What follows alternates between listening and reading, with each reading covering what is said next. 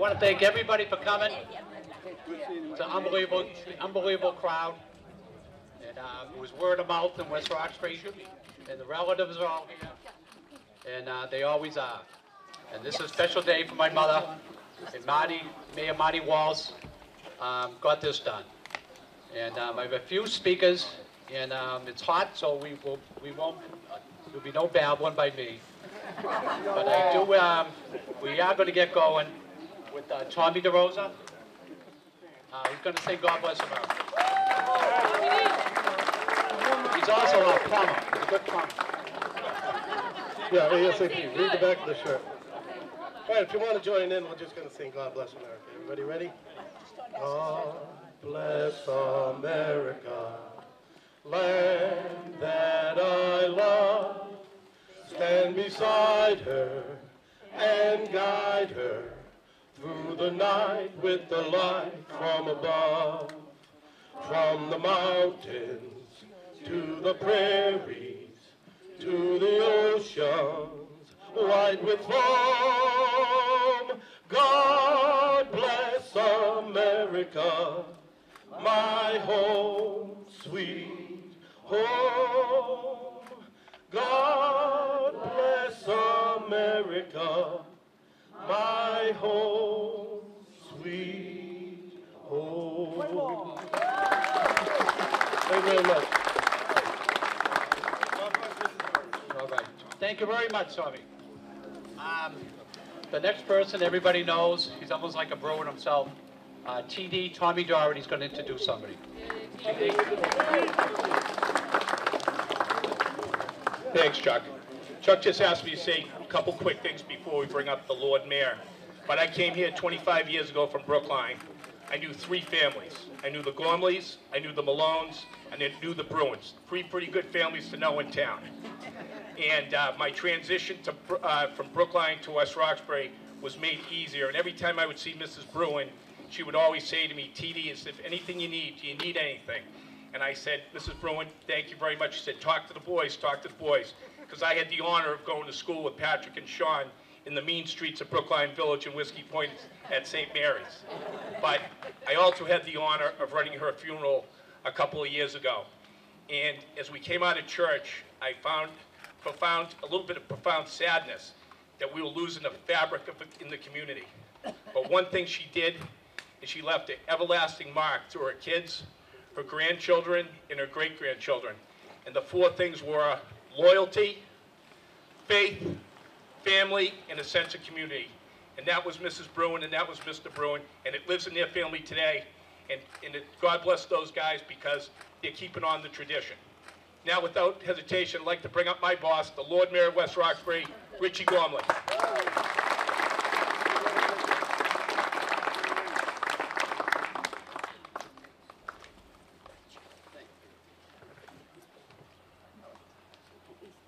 Thank you, TD. It's an honor to be asked by the Bruen family to say the Pledge of Allegiance. So, if you can, please stand up and salute the United States flag, please. I pledge allegiance to the flag of the United States of America, to the republic for which it stands, one nation, under God, indivisible, with liberty and justice for all. Thank you. You can be seated. Now I'm going to have a moment of silence for Mary, Chuck, Michael Bruen, and also the Keenan family, their relatives. The Keenans, if you don't know, grew up on LaGrange Street. Two brothers got killed in World War II, and their sign is on the VFW Parkway on the corner of LaGrange Street. So every time you go by, think of our heroes and our local veterans in West Roxbury. And now, it's my pleasure and honor to introduce the mayor of the great city of Boston, the Honorable Martin J. Walsh.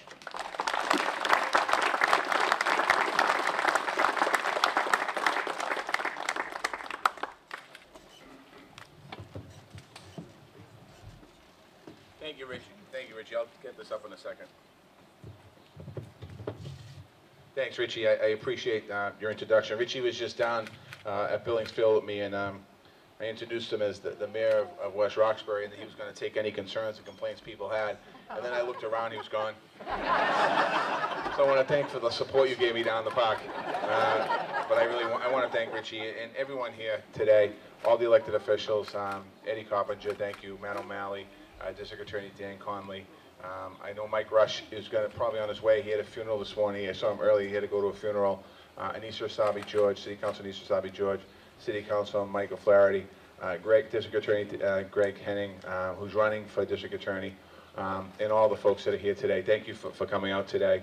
I didn't have the honor of knowing the Bruen, Mr. and Mrs. Bruen that well. I didn't know Mr. Bruen. I heard about Mr. Bruen, and I grew up in Dorchester, as you know. When you think about hearing about big families, Mr. Bruen's name was well known over there, but I knew many of his kids. And I want to thank the Bruen family for the opportunity to say a few words here today. Just so, and most people know this, but just a couple facts that we have here. Mr. Bruen, the city named Chuck Bruen Corner in 2000. We dedicated the bench to Michael Bruen, Chucky's brother, in 2014. Today that we're going to add Mary and Chuck and Mary Bruen Square here in West Roxbury. Chuck died in 1986. Mary, strong Irish-American mother, raised 6 kids on her own. She opened up her home and a pool to the neighborhood, and known as one of the nicest people in the world. What's special about today, and what's special about this community, is that I grew up in a neighborhood. I grew up in St. Margaret's Parish, and what was nice about that is that all of our life activity happened around the church, and happened in the little house and around where I grew up. And it truly was a neighborhood, and we all knew each other. The neighbors knew each other. The neighbors knew their kids, and that's what you have here in West Roxbury. You have that same feel here in the community, and that's what makes our city so special. And when people talk about Boston and how great Boston is, it's great for a lot of reasons, but fundamentally the reason why it's so great is because we have neighborhoods like this, and we have people rallying around and remembering the people that came before us. And you know, it was an honor for me to take the square and work with the elected officials. This was a very easy, unanimous conversation between Michael and Steve Murphy, myself, and Nisa, and Eddie, and Matt, and Dan Conley. When we talked about how do we do this, and we had to do a little research just because we had to, and we'll leave it right there. And that's why we're here today. So it's such an honor for me to be here today as mayor. I love this job, and we all love being elected officials. And the reason why we love this job is because we all grew up in a neighborhood. And I think when I say that, everyone knows. My parents came from Ireland. They settled down on Taft Street. My mother still lives there. And that's the only house that we know. And it was a special place for us. And the same for the Bruen family here in West Roxbury and so many other families. I do have a proclamation I'd like just to read real quickly to present to the Bruen family. Charles and Mary Bruen have been steadfast pillars for this neighborhood, in this neighborhood of West Roxbury. Charles and Mary Bruen were known to open their door to the kids of our community, often hosting neighborhood pool parties for the kids on hot summer days, creating safe haven for kids and who came to enjoy the summer. And by the way, when we're all done here, we're invited to a pool party in the backyard. Charles and Mary have done more in the community that will never be forgotten or ignored. They'll be highlighted for their work so others can follow the example they set in making Boston a home for all. That's why we are gathering here today to celebrate the legacy of courageous Bostonians dedicated to their community.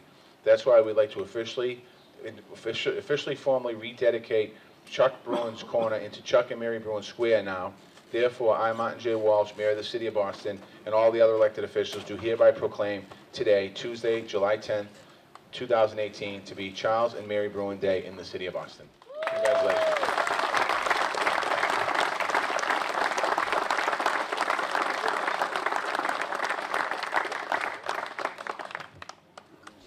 Thank you, Marty Walsh. Thank you, Mayor. I just want to give a shout out to a couple people. Timmy Horan on the pipes, on the bagpipes. Thank you very much.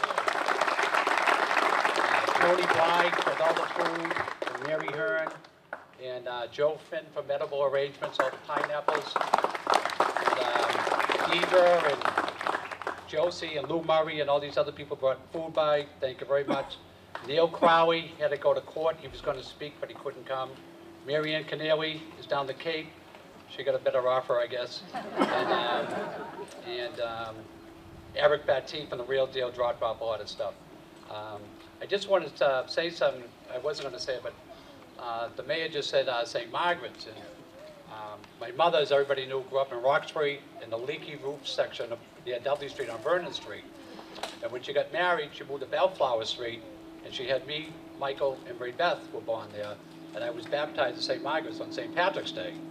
And I go by St. Margaret's now, it's a different name, it's a different church and everything, but I said it must have been one great time, that St. Patty's Day, and the party afterwards on Bellflower Street. But we have Dorchester roots too, the Bruen family, and I do agree with Marty that Dorchester and South Boston and Hyde Park, some of these towns, they have great communities and great people in it, but I just wanted to share that. All right, the next speaker is a neighbor from next door. Her name is Gail Halpin, and she's known the Bruen family the longest in West Roxbury from 1962 on, and she's going to say a few words. Gail Halpin.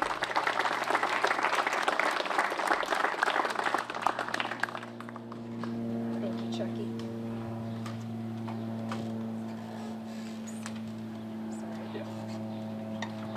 Mrs. Bruen's picture almost fell over. Good morning. First, I'd like to thank the Bruen family for the privilege of being able to honor Mary with my few reminiscences from the years. And I can honestly tell you, I would not be exactly who I am, who I became. We had Mary not moved in here 5.5 decades ago with her beloved husband, Chuck, and at the time, 4 children, Chucky, Michael, Mary Beth, and Kevin, and her mother, Ma Mary McCurry. And with first the arrival of Sean and then Patrick, they were a family of 6 that we all grew to know and love. She was a fantastic mother, and I was actually thinking the other day when I was here playing with Patrick's great-grandson Michael, that Patrick was the first infant child I ever held. I was a child myself. As usual, I was over here. I think I was here the day the poor woman came home from the hospital, and I was oohing and ahhing over this beautiful baby, and she said in her typical fashion, "Here, do you want to hold him?" And I can remember sitting in the chair in the old kitchen under the wall phone holding Patrick. And when I think about that kitchen, I can close my eyes and I'm back in time. I can hear the Irish music. Mama Kernan always at her spot in the chair by the back door. And the frequent visitors. Mr. Bruen's mother, the kids called her Nana, and she had a beautiful, beautiful Irish brogue. His brother Pat, his sisters Nancy and Josie, who are here today. And of course then Mrs. Bruen's family, Hilda and Dottie, who's here today, and all of Mrs. Bruen's brothers. And I especially remember her brother Jimmy. He was a Boston firefighter just like my father was. And his lovely wife Ellie is here today. And I will tell you that Dottie and Nancy and Josie and Ellie were just as much sisters to her as Hilda was. They've always been there through the years. And the beautiful thing, there were always people here, joyful noise, kids galore, and she loved it and welcomed it. And she was never anything except a calm and welcoming and warm. Now, by contrast, I grew up next door to wonderful parents, but I was an only child. And our lives were pretty quiet over there. And I think my parents' World War II military service added a certain level of order that a lot of households didn't have. And contrasting that quiet to all the joyful chaos that Mary nurtured over here, it was just something that changed me. And I think the contrast worked well for us. And not only did she invite me into her home, the woman had 6 children and all these people and the day trips. Gail, do you want to come along? Franklin Park Zoo, Hilda's house in South Boston for St. Patrick's Day, Nancy's down in Marshfield. And I honestly don't remember the details of the actual car ride. I know we must have been layered one on top of the other. But that was back before the days of even car seats or seat belts. What I do remember clearly is every time the warm and sincere welcome and that happy expectation that I had that fun would be had because it followed her everywhere. And I'm grateful that I got to tell her that over the years. That in spite of that, she always included me. And in typical Mary Bruen fashion, She was surprised. I don't think she ever realized what an impact she had on all of us. She just had her low-key, welcoming ways, and that was just who she was. And her family meant everything to her, yet she still took the time to welcome friends, lots of friends, into the life as family. And those of us who grew up around here at that time were so blessed to have what we had. Running through the streets with Relivio, swimming in the different backyard pools, and each of our lives were touched by Mary Bruen. And like everyone else, I miss seeing her up on this porch in her chair. She always had a happy smile and a wave, or if you climbed up the stairs, a warm smile, words of encouragement, and lots of laughs. She modeled for us how to be community. And thankfully, even though she's not in that chair anymore, we can still catch glimpses of her through her family. Her children and her grandchildren continue her legacy of warmth, humor, and friendship. And for decades, up until a couple of years ago, she watched all of us from that chair. I think Lorraine Hughes said the watchdog of the neighborhood. So she's always been on this corner, and when I don't see her these days in her chair, I do remind myself that she's got a new porch, a new chair, and an even better view of this corner, this neighborhood, and this community that she was so instrumental in creating.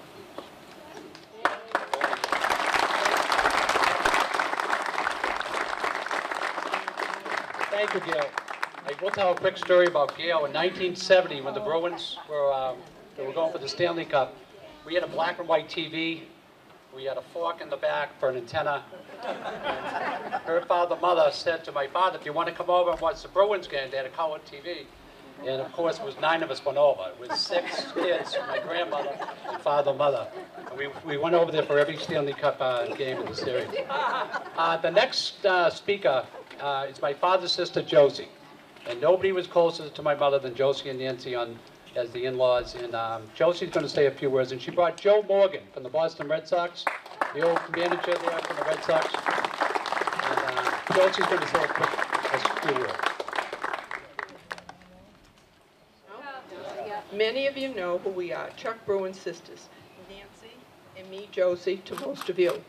We are so happy to see all of you that are here to honor Mary.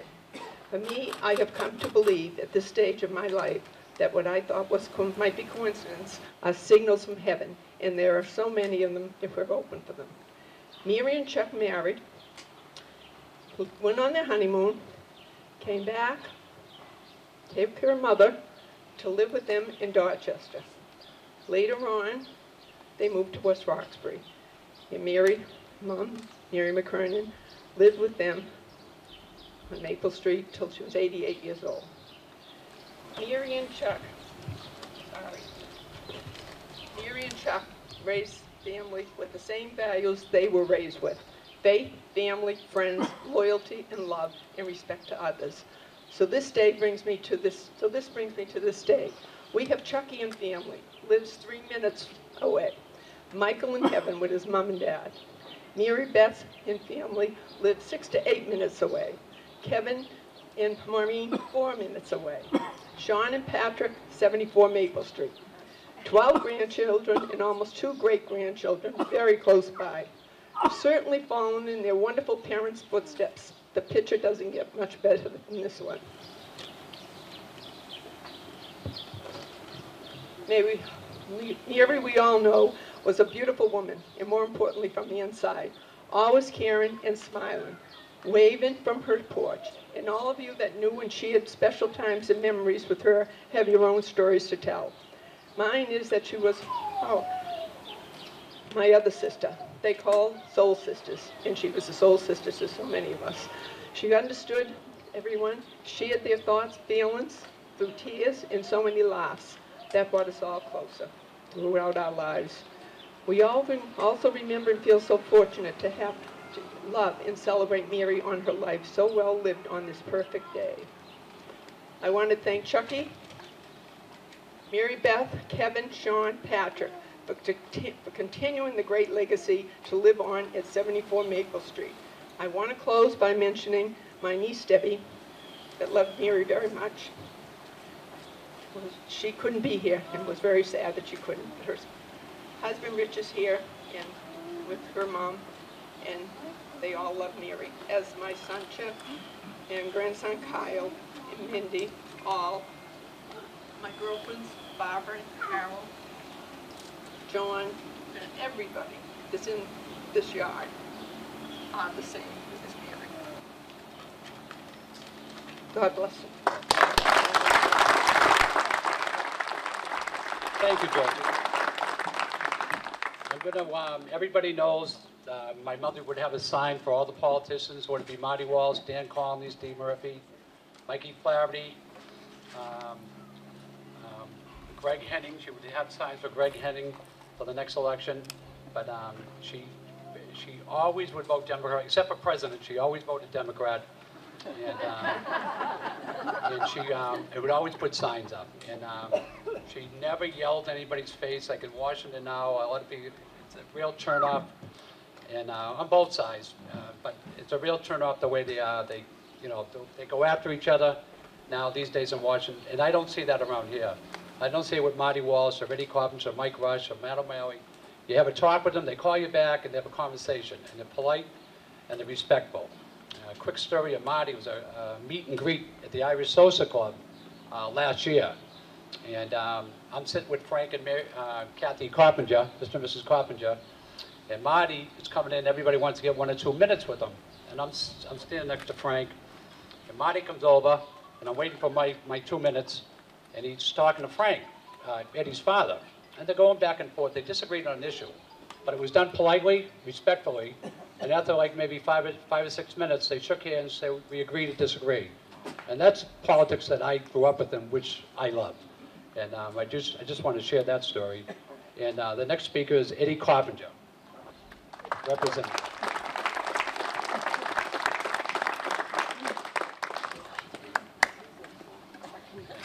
That doesn't sound like my father at all, disagreeing with anybody, does it? What a great crowd. And really, there's 1 or 2 families in West Roxbury can get this crowd on a Tuesday morning. But it does lead me to one question. Does anyone work? How's everybody doing out here on a Tuesday morning? But I'll be quick. There's probably 15 or 20 West Roxbury mothers. Half of them seem to be here today. And Mary Bruen, as my kids called her, Nana Mary, even though she's not our Nana, was certainly one of the most well-known, one of the nicest, one of the ones you would go out of your way to drive down Maple Street in order just to say hello and get that wave from the front porch. And we certainly do miss that in driving by. It's different now, not seeing her on the porch, but we all know that she's here with us in spirit. And then before, I'll wrap it up quick because it is hot. We all just owe a big thank you to the Mayor, Marty Walsh, to make sure that this happened and to make sure that he's here today. So thank you to the Mayor. God bless the Bruen family. And God bless the region. Thank you, Eddie. She used to put up signs for Frank Carpenter, too, in the 70s, too. Before I get Danny Conley up here, we have a special friend here, Winnie Ahern, and she made something for the Mayor from the Bruen family. Marty's parents met in Roxbury, the old dance halls. It wasn't Hibernian Hall, but it was Intercolonial. And we made a duplicate of what Roxbury looked like in the 50s. And that's for Marty's mother. And Winnie just got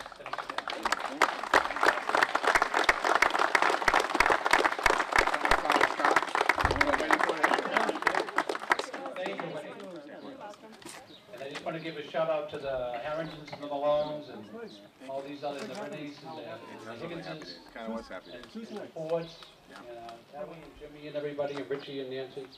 And the next person, originally from Hyde Park, moved to West Roxbury, and my mother loved him, is Danny Conley, the DA.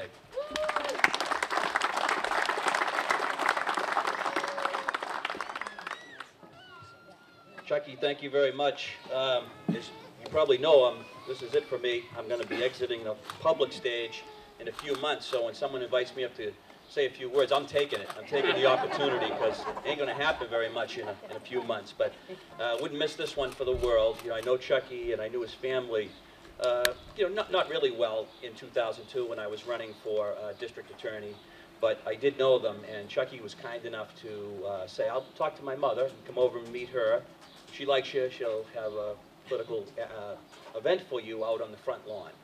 And if she does that, then you're going to do really well, at least in our neighborhood of West Roxbury. So some of you probably were here that night when we were here on this front lawn, and Mary gave me her blessing and her endorsement, and I did really well in West Roxbury. It was fantastic, and I thank the Bruen family from the bottom of my heart for giving me that wonderful opportunity. But if it wasn't for Mary and the family and inviting all of you here to be here, I'm not sure I would have got off to that great start here in West Roxbury, so thank you very much for that. I lived in Hyde Park, as Chucky said. That's where I grew up my entire life. And now I'm your neighbor. I live up on the corner of Weld and Corey. Now I know what you're all thinking. Carpetbagger, carpetbagger. Still here. I've still been here for a long time, but I know I'm not originally a West Roxbury person. But this is a wonderful neighborhood, a fabulous neighborhood. And I think Gail hit on the theme, Chucky hit on the theme. Think about what just happened last night. Whether you're for him or against him, the gentleman's announced for the Supreme Court nomination, and then immediately on TV and in social media, the hateful rhetoric, one against the other. It was just, it's really just awful to witness. And it's not why I'm leaving the public stage, but it is a good example. Gail used the word modeling behavior. Think about Mary and the way she modeled herself as a member of our community, whether she was with you or not. And she was with me in 2002 when I ran for DA. She was not with me in 2013 when I ran for mayor. I don't think she was with you either, Marty. She made this was one failure of judgment when she endorsed John Connolly for some reason, just because he lived here apparently. And I was a carpetbagger. But look at us, we're both here. We both love Mary, and we want to thank her for her support posthumously, obviously. What a great honor. Thank you for doing this. As I mentioned, I'm leaving the stage, and this is not a political rally, but Chucky, you mentioned that Mary supported Greg Henning. His sign is there. Greg is here. He works in my office, and he'd be a fabulous successor. So please meet him today before you leave. And thank you for giving me this opportunity. Thank you, Dan. He was a great DA, that's for sure. Good luck. Friend. Good luck. And we're all with Greg Henning. One quick story. When I was doing my own thing, but I was putting up signs for Scott Brown a few years ago. And my mother said, you can put a sign up, don't get in the flowers, you know? And she's up the porch a week later, whatever, Mrs. Doherty and Lorraine and Dottie, and they're talking. And my mother said, I'm going to vote for Martha Coakley. I think there should be more women, you know, in Washington and all this stuff. And I didn't say anything, because they have a Scott Brown sign on the lawn, you know? And then a couple of days later, I said, Mom, I said, you're with Martha Coakley. I said, why do you let me have the Scott Brown sign? So, hey, if it makes you happy, you can do it. But I do my own thing. And again, just the way her character was, respectfully talking, she never yelled. She never lost her temper. She never hit us or anything like that. And I never ever saw her get mad except for probably me, my shenanigans. But she never, ever screamed at us. She was a great mother. And Huck and Mary are here. And she loved all these Boston cops, Michael Duggan, Lowens, and Tommy O'Leary, Andy Maselli, Danny McMorrow, and they always come by and say hi, you know. The next one, probably one of her favorites, is Joey Maselli. Joey's going to say a few words.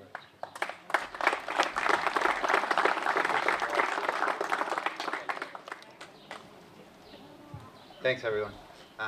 Just want to say thank you to the mayor for allowing this to happen. In driving up here today, I would come up Maple Street, and no matter where I go, and if I travel, if I go away, and I come home, and I drive up this street, I feel like it's home. And I get my blood pressure drops and everything. It's just such a safe zone and a great neighborhood to grow up in. So I was over there thinking, and Patrick was sitting beside me, and we would play football here, we would play Little League, baseball, wiffle ball here. We would play every sport growing up at hours upon hours at a time. And every time I was just thinking that Patrick was always Terry Bradshaw, and I was always Lynn Swan. And Patrick was always Larry Bird, and I was always Danny Ainge. there's something wrong here. Why was he always, I didn't think he was that much greater than me at sports, but I guess he was. So, but we actually had great times. And then about the greatest thing that I remember about Mrs. Bruen was that if you drove up the street here, sometimes you see a mom sitting there and the boys aren't home and stuff like that, and you would just drive by and go about your day's business. But if she was on the porch, a lot of times I would try and stop by, go up there, sit down and talk with her. She always made you feel great. And you could feel like hell. You could feel terrible and be in the worst state you were ever in. And you saw her, and she would look you in the eyes and she would say, "You look great." And I remember this all the time. And I would be like, and then you'd leave and you'd feel so much better afterwards because of just the way she was. And Kevin said today, Mary always remembered you. And she always remembered my kids. She always remembered what was going on in my life. And it was such a big part of my life. So to see, when she was in the hospital towards the end, and I went to visit her, I just remember a big smile on her face, and she was suffering at that point, but always a smile, always asking about you, never asking about her. Never, you know, worrying about what was going on in her life. It was always about you. So just a great woman, a great neighborhood. These boys and Mary Beth are still my best friends that I have. And Michael Bruen, I miss him dearly. I think about him every single day of my life. He was the godfather of my youngest child, and just a great guy. And I'll just tell you a quick story about Michael. So it was Emma's first birthday, and he was the godfather. And he comes by the house, and Michael was great, but he didn't get the whole one-year-old thing. So he drops to the house like 30 lobsters. So I'm going, Emma's 1 year old, right? This is what Michael was. That's just the way he thought. He wanted to take care of the whole family, and she was very happy and very proud of the day that Michael became Emma's godfather. I remember that day, and she had a great smile on her face. But she was a great woman. She was a big part of my life, and I will miss her dearly. So, great tribute, and thank you.